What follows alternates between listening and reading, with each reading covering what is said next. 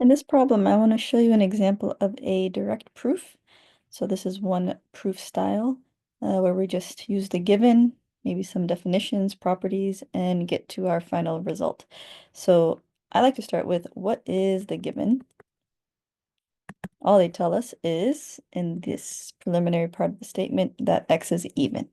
So that's all I can work with is that x is even, some even number, right? Real number.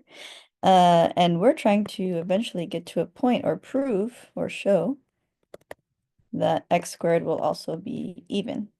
So this dot, dot, dot, let's get all the work in between, starting with what does it mean to be an even number? Every even number you can think of, always, always, I promise you, is going to be a multiple of 2.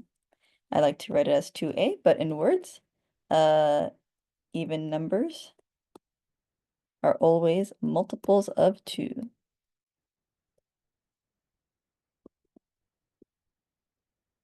2, 4, 6, 8, 20, all of them, right?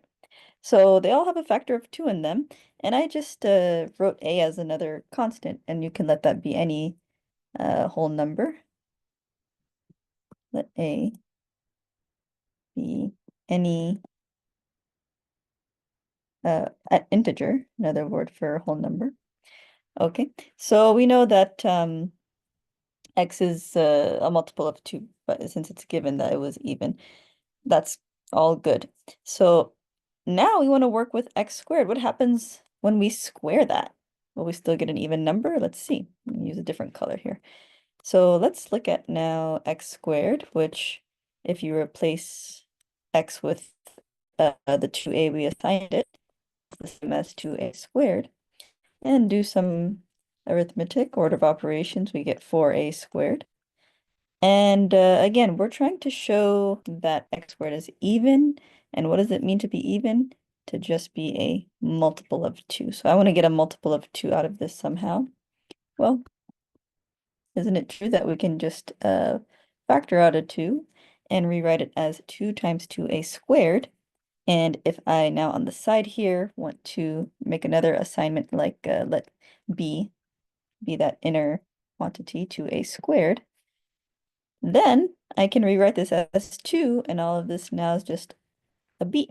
So x squared is 2 times another number, which is, by way of the definition of even numbers, makes x squared an even number. So therefore, x squared is also even. Right? And that's how we prove the statement directly.